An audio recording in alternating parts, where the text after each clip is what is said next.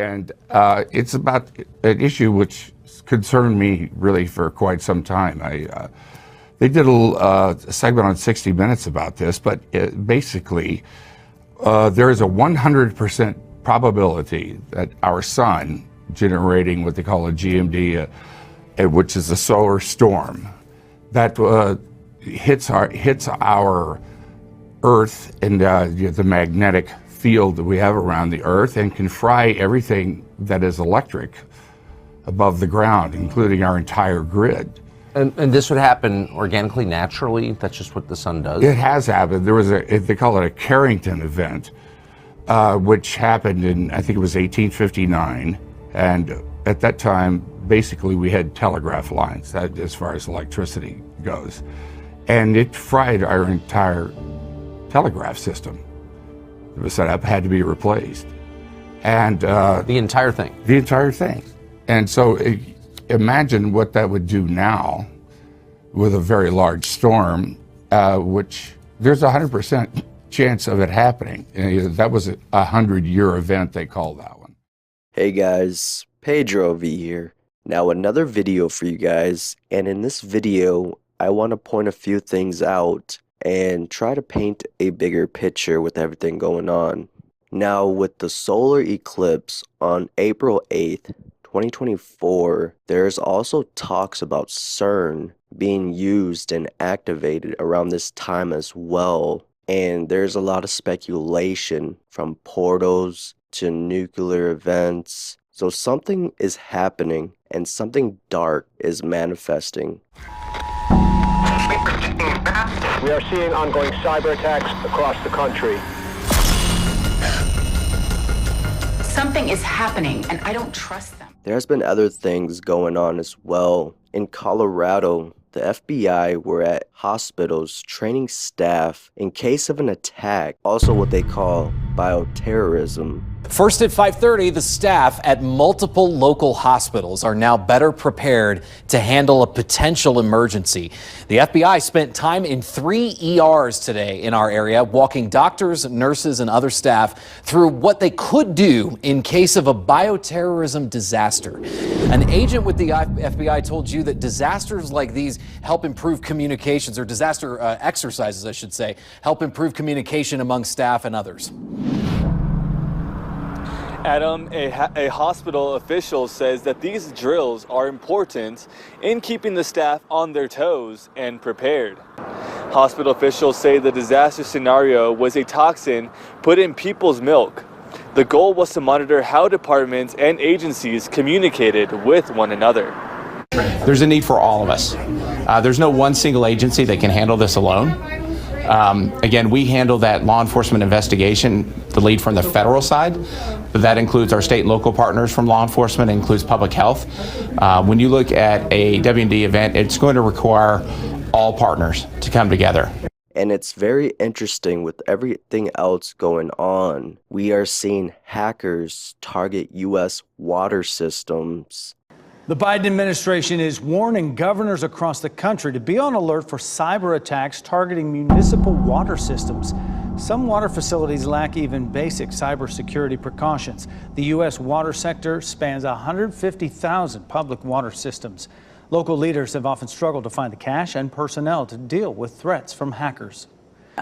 Joining us right now is Adam Isles. He's the head of cybersecurity practice at the Chertoff Group. Adam, when I read about this warning coming from the Biden administration, my first thought was, what? Why don't we know more about this? What, as consumers, do we need to worry about? How would we know if there was an attack coming? Does it mean you need to worry about your tap water?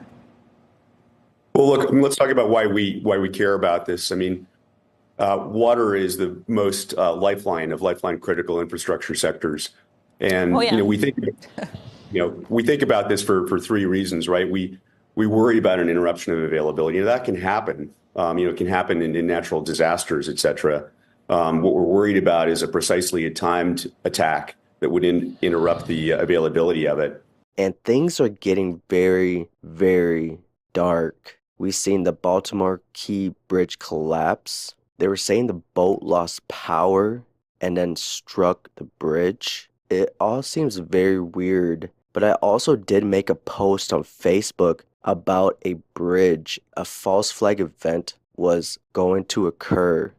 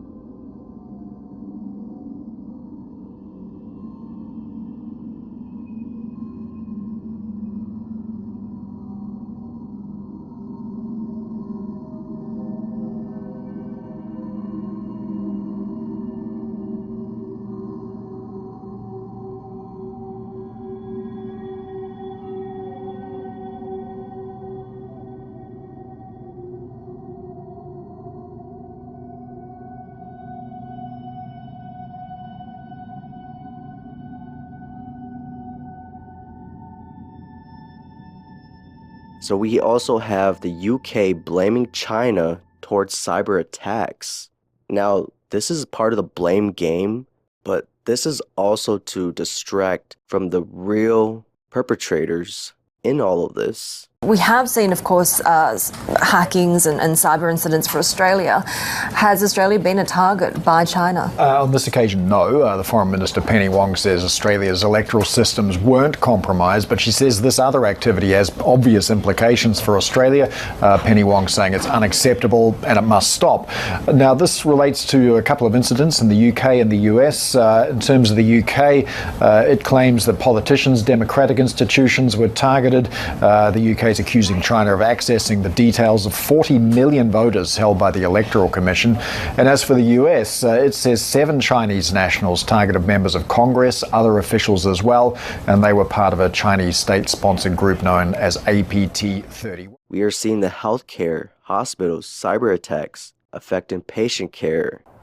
Now, the big question that they still don't have an answer to is what happened to their patient data. They have no idea a month into this. And when you hear people talking about this being the largest cyber attack on the U.S. healthcare system, you look at numbers from the American Medical Association that surveyed around 1,000 hospitals. 94% are saying that they are dealing with financial impacts of this. 74% saying that they are dealing with impacts on patient care. The most significant and consequential in American history. That's how the cyber attack on Change Healthcare is being described by American Hospital Association. Our hospitals in the Silver State remain at mixed status. While doctors can provide medical treatment, communication systems with partners remain down. This is all affecting patient care at 74% of the nation's surveyed hospitals, with workarounds to issues like prior authorization only being 11% effective. According to the American Hospital Association, 66% of hospitals report the revenue impact is greater than $1 million per day. We are seeing schools closing because of the solar eclipse, but then we are also seeing schools being targeted by cyber attacks. Makes it very all interesting. Well, just last week, Scranton School District's computer system was hacked and infected with what's called ransomware. 2822 News reporter Catherine O'Leary joining us live tonight with answers on exactly what ransomware is. Kat?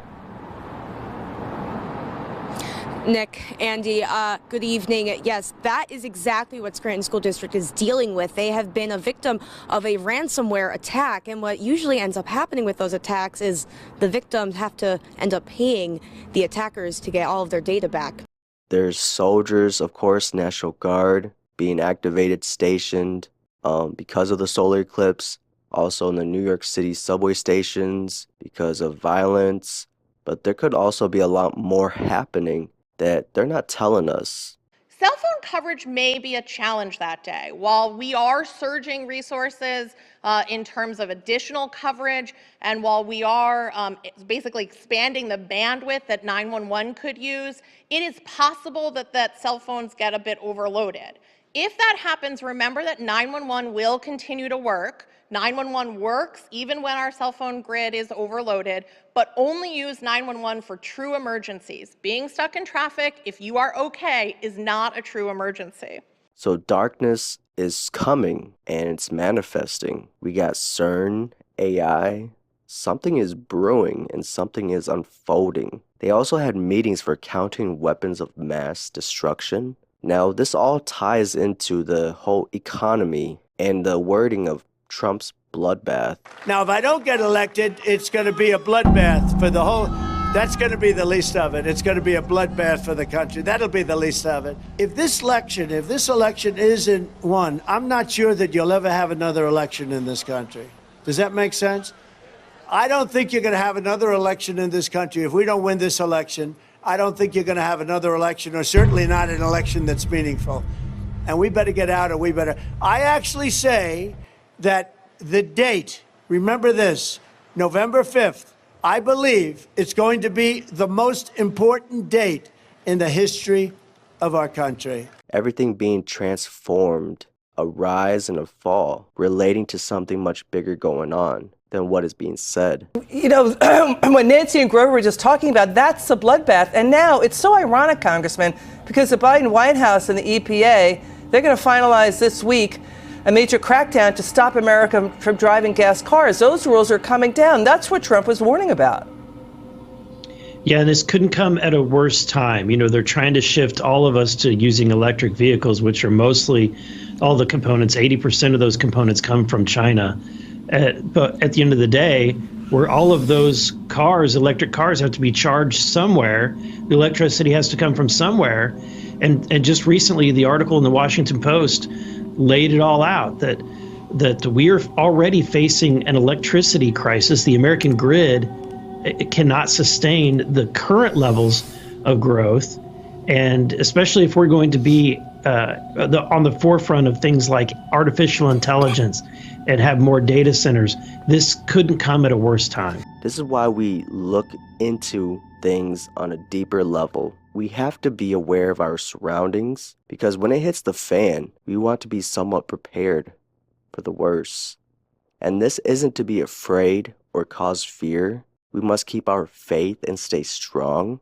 This darkness is manifesting and on a large scale. We are the light in these dark times, so we must do what we can while we have what little time we have. So I just wanted to point these things out. You guys let me know what else is going on out there.